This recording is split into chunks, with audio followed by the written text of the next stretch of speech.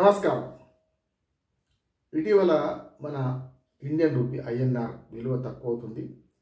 Dollar రేటుతో పోలిస్తే ఈ గత వారం రోజులుగా ప్రతిరోజు రోజుకు తీసికట్టు నాణం బొట్లు అనే విధంగా ఈ డాలర్ రేటు పెరగడం, మన రూపాయి విలువ తగ్గడం జరుగుతుంది. దీని మీద రాజకీయ పార్టీల యుద్ధం మొదలైంది. ఇటీవలనే రాహుల్ గాంధీ చాలా చోట్లకి వెళ్ళి ధరలు ఎట్లా ఉన్నాయా, పెరిగినాయా, ఒకనాడు 40 రూపాయలకు వెళ్ళి ఉండే ఇవాళ 400 రూపాయలు అయింది, ఇట్లా మాట్లాడుతున్నారు. ధరల పెరుగుదల గురించి అందరూ మాట్లాడతారు. ధరల పెరుగు ఎవరు ఆపడం లేదు. ఒక సామెత ఉంది గతంలో ఇంగ్లీష్లో, వాతావరణం గురించి అందరూ మాట్లాడతారు, వాతావరణాన్ని బాగు చేసే వాళ్ళు ఎవరు లేరని. ఇది అంతే. ఇక్కడ రెండు విషయాలు చెప్పుకోవాలి.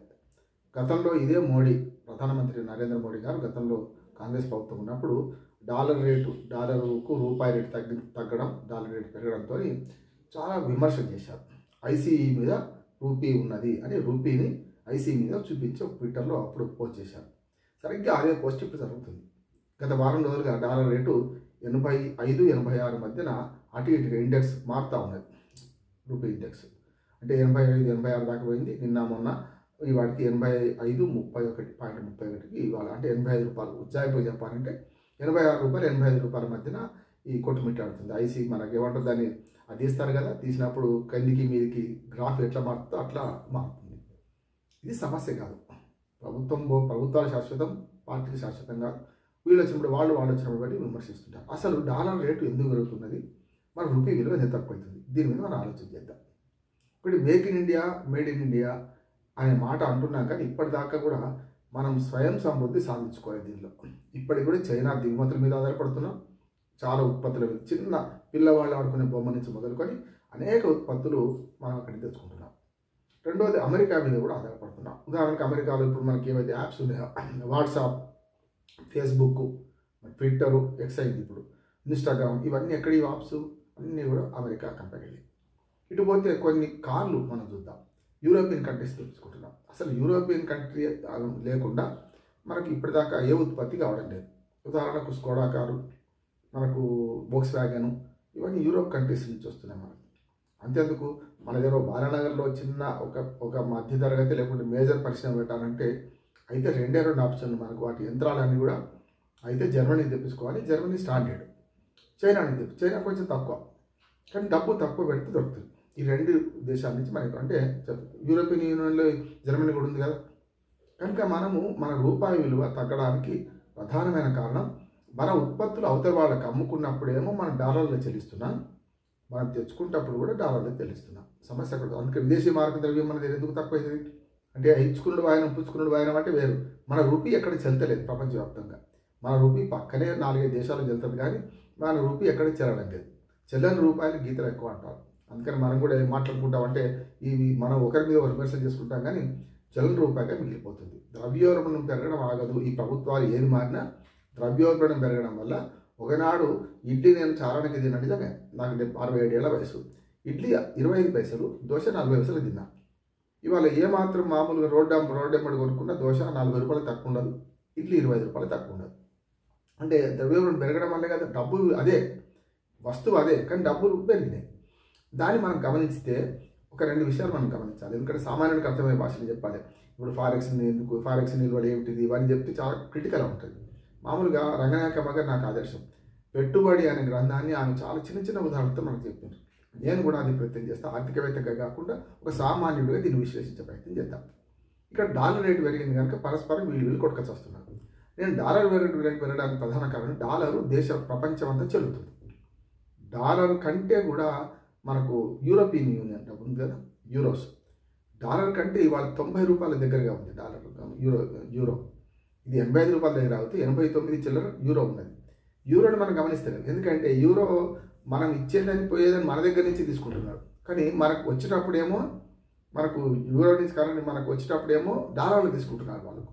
మనం ఎమర్జ్ చేసేటప్పుడు డాలర్లు ఇవ్వడం లేదు మనకు.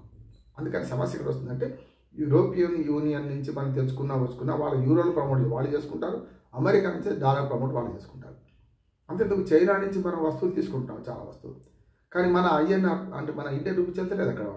వాళ్ళు డాలర్లనే అడుగుతున్నారు. చైనా వాడు కూడా డాలర్ అంటే డాలర్లు పోగేసుకోవాలి వాడు. రేపు పొద్దున ప్రపంచాన్ని గెలవాలంటే వాళ్ళు ప్రపంచవ్యాప్తంగా చాలా దేశాలు డాలర్లను పోగేసుకోవాలి. అందుకని అమెరికన్ ట్రంప్ ఇప్పుడు మెల్లమెల్లగా ఈ యాప్స్లో కూడా తనదైన పెత్తనం చూసుకుంటాను అనుకుంటున్నాను, తన యాప్ను డెవలప్ చేసుకుందాం అనుకుంటున్నాను. కనుక ఇక్కడ ఏమవుతుందంటే మొత్తం మీద వీళ్ళు రాజకీయ పార్టీలు కొట్టుకొచ్చిన దేశవ్యాప్తంగా ప్రపంచవ్యాప్తంగా జరుగుతున్న పరిణామాలు ఒకసారి గమనిస్తే మనం 3 రకాల దిగుమతులు చేసుకున్నాం. నేను చేసుకుంటున్నాం. ఒకటేమో చిన్న చిన్న ఉత్పత్తులు కూడా చేయడానికి చేసుకుంటున్నాం. మనకు ఈ యాప్స్ కానీ ఇట్లాంటి పెద్ద పెద్ద అన్నీ కూడా అమెరికా నుంచి చేసుకుంటున్నాం.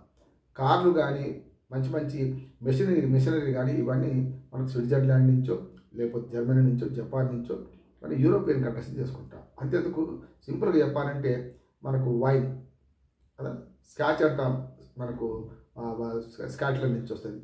వైన్ అంటాం, మనకు ఇంకో దేశం నుంచి యూరోపియన్ దేశం నుంచి వస్తుంది. ఇట్లా చూసుకుంటే మద్యం కూడా ఖరీదైన ఇండియన్ మేడ్ లిక్కర్ కాదు, ఇండియన్ ఫారిన్ లిక్కర్ కాదు, ఫారిన్ లిక్కర్ని మనం చేసుకుంటే చాలా కంపెనీస్ మన యూరోపియన్ యూనియన్లో ఉన్నాయి.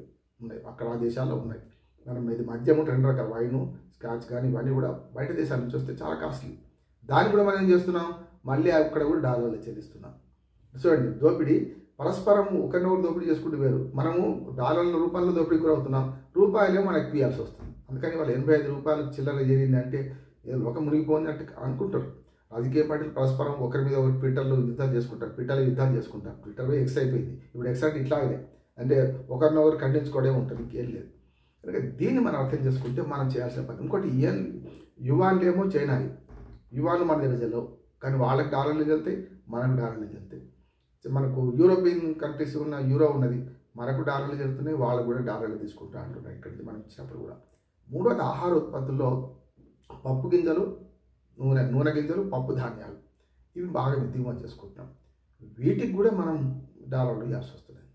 అందుకని మన డాలర్లు మన దగ్గర నిలవడం లేదంటే కారణం మన ఉత్పత్తులను మన రూపాయికి అమ్ముకునే పరిస్థితి లేదు, మన ఉత్పత్తులను రూపాయికి కొనుక్కునే పరిస్థితి కూడా లేదు.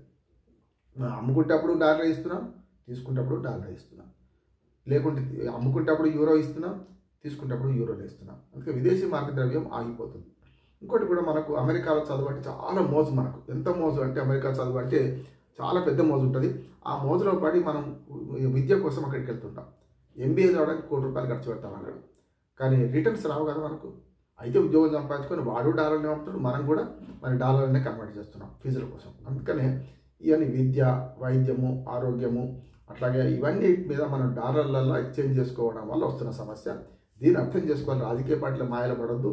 మనం సెల్ఫ్ సస్టైన్ అయ్యి అంటే ఇండియాలో make in India, made in India వచ్చినప్పుడు మాత్రమే సాధ్యమవుతుంది. అప్పటిదాకా మనం డాలర్ విలువ పెరుగుతున్నప్పుడు రూపాయి విలువ తగ్గుతూనే ఉంటుంది. నమస్కారం.